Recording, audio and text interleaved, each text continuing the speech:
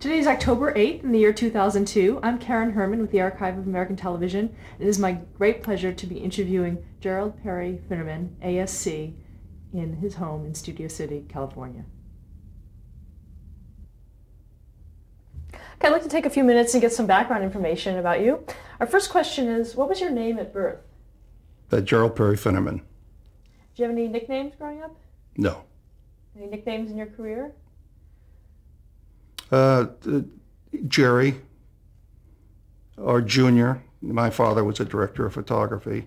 His name was Perry Finnerman. So when I first started in the business, everybody would, pretty much of them would call me Junior. You have the letters ASC after your name professionally. Yes. What does that mean? American Society of Cinematographers. It's by invitation only.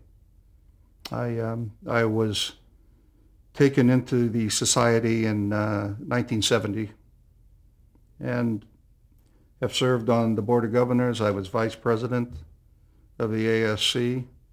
I was chairman of the membership committee for many years, and now I'm chairman of the social committee at the American Society of Cinematographers. When were you born? December 17th, 1931.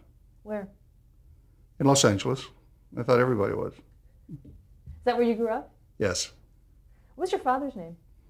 Perry Fitzgerald Finnerman. What did he do? He was a director of photography.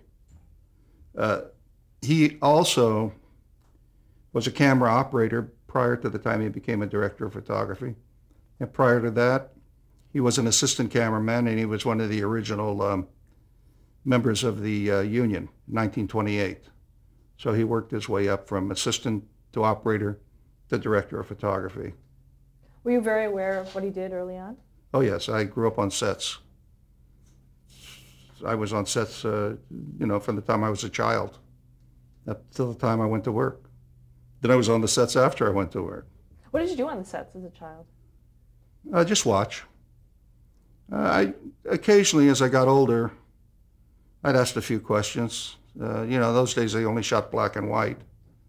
And Perry was doing the Hopalong Cassidy's Great Westerns. And so I would ask him questions about filters and reflectors and lenses. And when I was going to high school, I had my own darkroom, and I used to take a lot of stills. He used to help me in that aspect. What's your mother's name? Renee. And did she work? No, thank God. She was a housewife and a good mother. Did you have any sisters or brothers? No. What kind of hobbies did you have growing up? My hobbies, a lot of sports, football and baseball and golf. I was captain of the golf team in high school. I was very fortunate in football. I had a football scholarship to Loyola University, but I had other offers. I had offers at UCLA and USC and Stanford, but I picked Loyola University. I thought it was the best school for me. What kind of student were you? I was there. I wasn't a genius. I did enough to get through, and I wasn't an F student, but I certainly wasn't an A student. I was in the norm, and I thought more about playing football and other things, Did you know what you wanted to be when you grew up? Yeah, I wanted to be a teacher. I wanted to coach phys ed. I wanted to play professional football, and it didn't work out. My last year at Loyola, I was nominated on some teams for a small college All-American. Baltimore Colts wanted me to come back, but in those days there was no money for training camp, and it was only $500 a game, and conditions weren't really good. And by that time, I was working at Warner Brothers in the camera department, and making a good living for a young man. And so there was no doubt in my mind that I would evolve into a cinematographer. I wasn't sure whether I'd be a director of photography because that took a long time. The average age was about 66 years old at that time of a director of photography. My father, who was a director of photography, didn't get promoted until he was about 50. And that's the way it generally worked in those days. You didn't get promoted unless somebody passed away, or if there was a problem on the set and you happened to be an operator and they might promote you. But things opened up in the early 50s when television came in. And the studio started to do a lot of television series. And a lot of the big-time cameramen wouldn't do the series. You know, they were too proud. So Warner Brothers had 13 hours. And they came to my dad, who was a camera operator, and they said, would you like to take a promotion and do television? And my dad said, of course. And they did that to 6 or 7 of the other guys that they promoted in-house. So that's how my dad became a director of photography. And he would do, in those days, there was no particular series that you were assigned to. You'd finish one show, and whatever was up next, you would do. So he could go from a Maverick to a Cheyenne, to a Lawman, to a Sunset Strip, to a Bourbon Street Beat. So he did all of the shows there. In fact, he was doing a show when he passed away. He was doing a Maverick, and he passed away on a weekend. I was working with him at the time, and he you know, a comparatively young man. But up until those days, it was very difficult to get a promotion. What is the difference between a cinematographer and a director of photography? They're the same.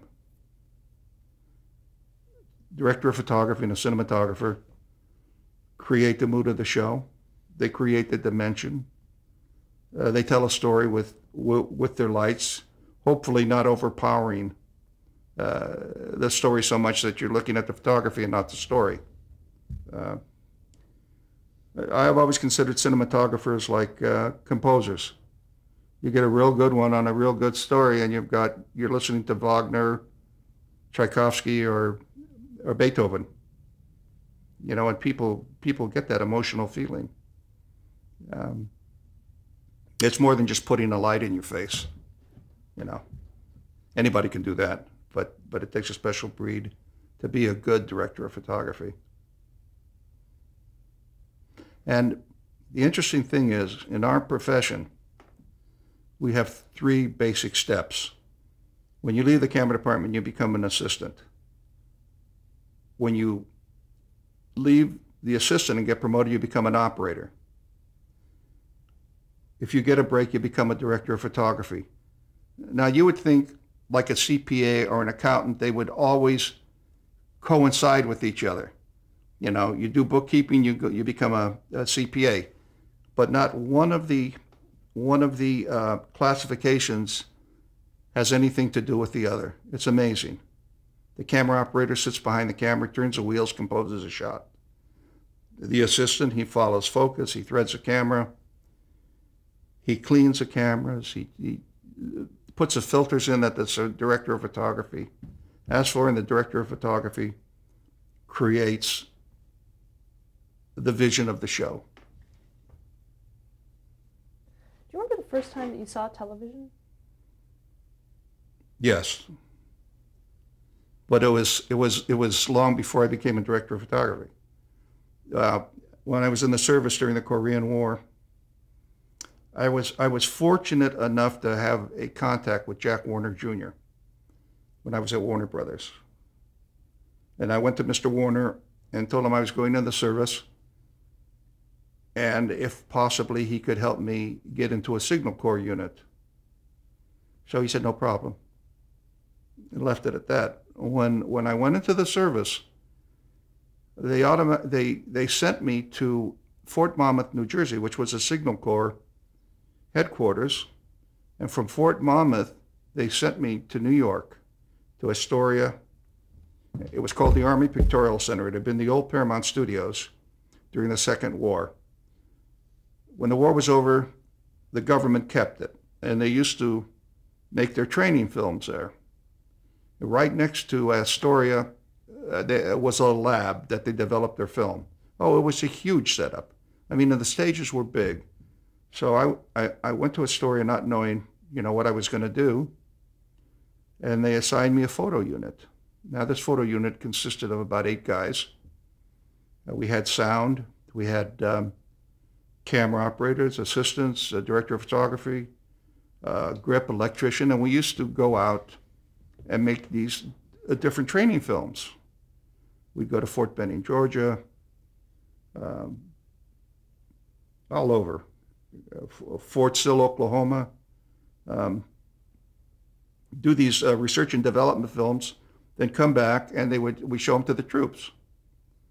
Well, they liked my work so much that they gave me a television series. The Army actually had a television series going, half-hour show called The Big Picture. It starred Sergeant Stuart McQueen.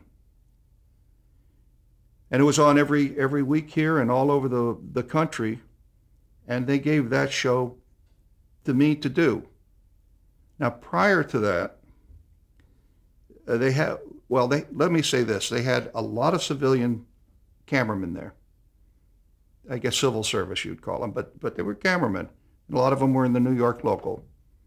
And they had a few of the Army soldiers there who had, 1 or 2 outfits. So I was exceptionally honored to be given this show, The Big Picture. And I remember one of the shows we did, we started in New York and we went clear across the country and wound up in Los Angeles.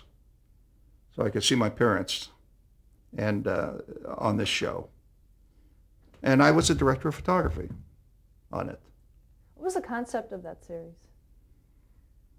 Talking about the Army, talking about situations, problems, good things, research and development, how to fight the enemy. It was wartime during Korea. And Frank Capra Jr., it was, and Frank Capra was how you win the war, that type of thing. Was there a lot of oversight from the military brass in terms of what you could and couldn't shoot? No, I had pretty much omnipotence. I pretty well adhered to the rules. I had a good time. I did make one bad mistake. I went out with, and this happened because of my Hollywood experience. I went out with 3 civilian crews to shoot at Fort Benning, Georgia, a military strike. Jets were coming in, they were dropping, P-47s, they were dropping napalm, the artillery was going off. So it was a beautiful day with a lot of clouds. And in black and white television, you have a series of filters that you can use to make a scene more dramatic if you're outside. These range from yellow filters, if you want a moderate contrast, moderate sky. It goes to red filters if you want a real deep sky. They also have green filters if you're working in forest, the want to lighten the trees. And they also have neutral densities where you get no contrast. Now, nobody told me that they didn't want any contrast. So the other civilian crews, they put in neutral densities just to cut the contrast. And I looked out, I thought it was a beautiful day, and I put a filter in to dramatize it. I put a red filter in. Well, the civilian head of the Pictorial Center, he stuttered. His name was Joe Lifkowitz. So they send the film back to New York, and they develop it, and I get a call the next day, and it's Joe, and he's stuttering, and he's saying, God damn it, Finnerman. He says, I'm going to take your filter box away. I said, what did I do? He says, your stuff doesn't match. He said, we can't use a foot of it. I said, well, I don't know.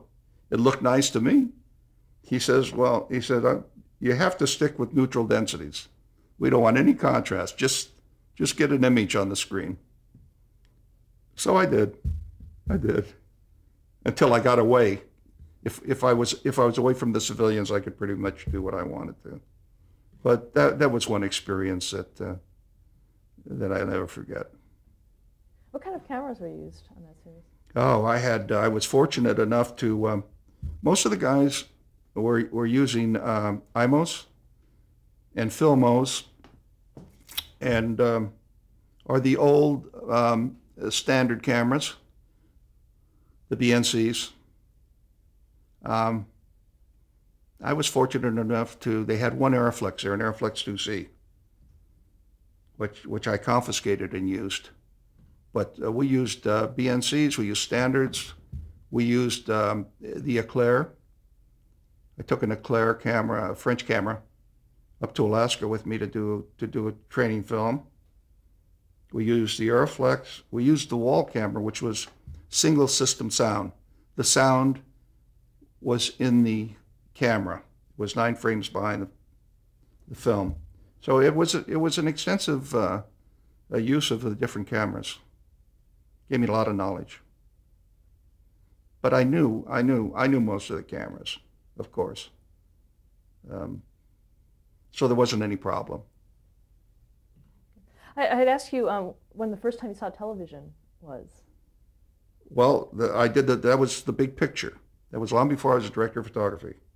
When I got out of the service, I came back. I served my apprenticeship with my dad. He passed away, and then I was taken by a great cinematographer named Harry Stradling Sr.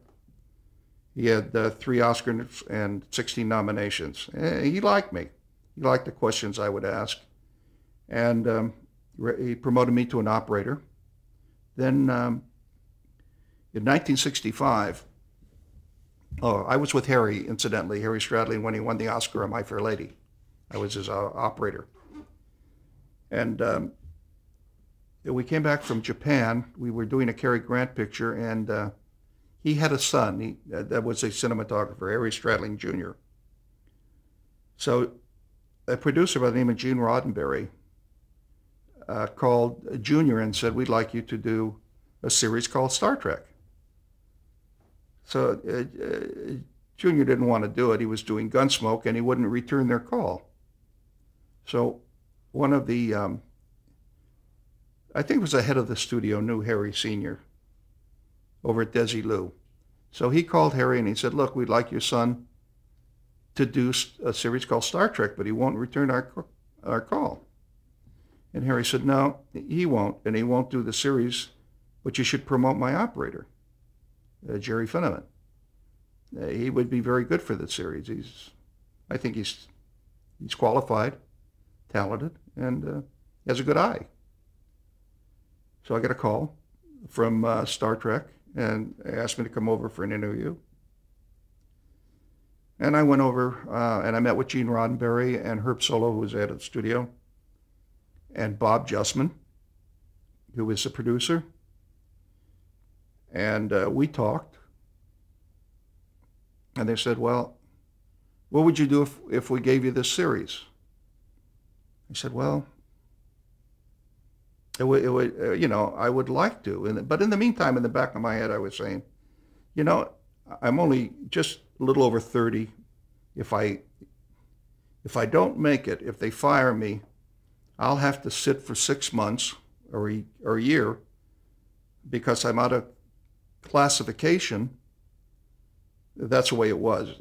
If you worked as a cinematographer over 30 days and you dropped back, you had to stay back for a year.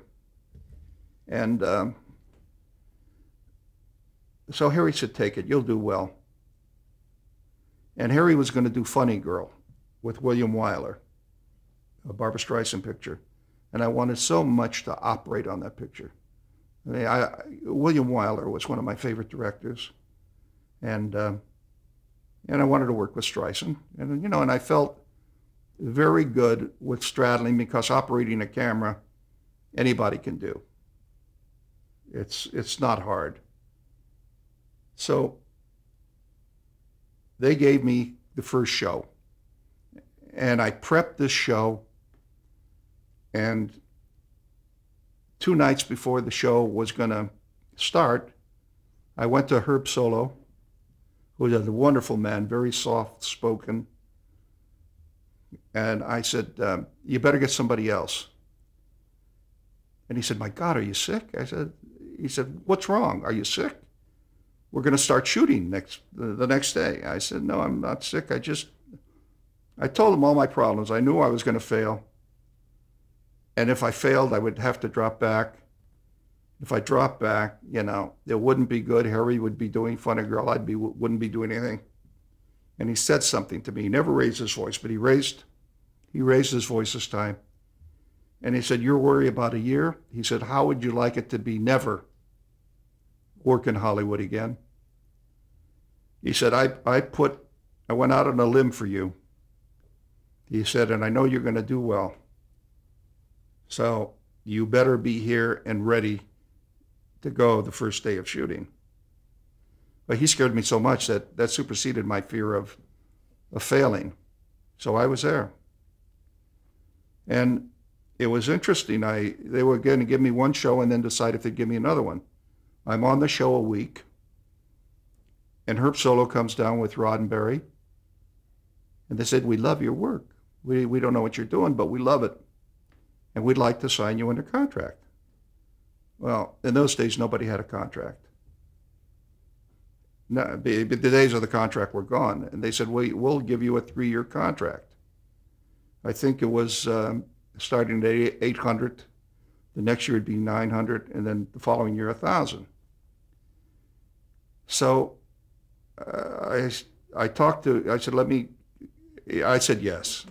And I talked to Harry, and he said, that's fine. He said, I'm going to get you my agent. He'll make all the deals, and anything that goes on, he'll handle it. So in 1 week, I had a 3-year contract. Let's go back a little bit. How was Star Trek described to you when you went into those initial meetings?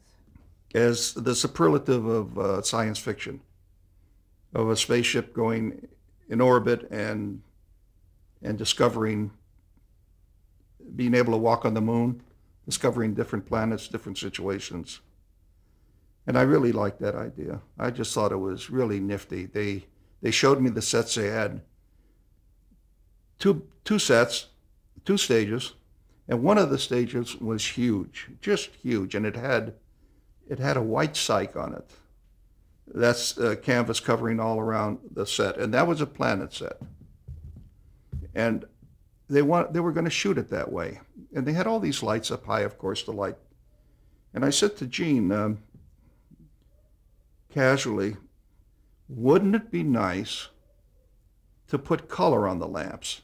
So if you're on an evil set or planet, you could have a hot red sky, which shows evil. Or if you're on a love planet, where we've had instances where I can't think of the name of Glenn Corbett. We did a show where there was a thing that had fallen in love with him on this planet. And I wanted it to be pink, so I used pink and magentas. There was other times I'd go deep blue to create the mood of suspense. And I said to Gene, I said, wouldn't it be nice if we did that instead of having a white backing all the time? And he said, well, shoot a test. We'll take a day, we'll shoot a test. You get the colors that you want, and I'll look at them. So we went on the planet set. We had stand-ins. And most difficult set to handle was a planet set. But so we had people in the rocks, in the sand, and I lit the set and I put colors on the lamps, on the cyc. I had no idea what it would look like till I put them on. and it was gorgeous. I remember I used a combination red-yellow. I used the magenta. I went with the pinks. I went with a beautiful blue-green for like a night planet. And Gene seemed to like all of my suggestions. I have some letters that he wrote me thanking me. He said, I don't accept all of your suggestions, but I think the ones that we do, and that's most of them, are just great. You're really helping the show. Like I had him sprinkle gold and silver flakes on the sand so that when you'd put a backlight on it, they would shimmer. And it didn't, and on the rocks, I had him put a lot of sheen. So when you hit the rocks with a backlight or a crosslight, they would glimmer. They weren't like a prosthesis that would absorb light. And so I got bolder and bolder, and not only using it on the, well, they loved it. We did the first show, it's wonderful. The second show, the same. And then I got a little braver, and I thought, well, what if I added a little color into the sets? I wonder how they would like it. So we were working basically on a shoestring. We used to do Star Trek in 5.5 days. That's not a lot of time. And they were always worried about the sets. The sets. We don't have enough money for sets. Can we, the poor art director, Matt Jeffries, you know, I mean, I don't know how he did it. He kept changing things, bringing things in, stealing things. By that time, we had merged. Paramount had bought us. Desilu went over to Paramount. It was Paramount, and Paramount bought my contract. So I said to Gene, look, I think I could save you a lot of money if we paint the sets white. You know, everybody looked at me like I was crazy. I said, well, let me finish. I said, my father told me about a great cinematographer, director, von Sternberg, in the 30s. Used to have all of his sets painted white. He would come in and he would start to scrim and chop and mold and cutters and cucolorises, and by the time he finished, he created dimension. I said, I could do the same if the sets were white by adding color. We'd never have to redo the sets. It'd save us a lot of money. And, you know, if it's a love story, I can go reds or pinks or purples or magentas. If it's an evil story, I'll go to evil colors. And he said, well, try it. Try it on a set. So we had the set painted white, a couple of the sets. And during the show, it was in, I remember it was in Bill Shatner's cabin, Captain Kirk. It was a love scene. This girl walks in and so and so and so and so. So, you know, the walls were white. I cut them, where I cut the light off.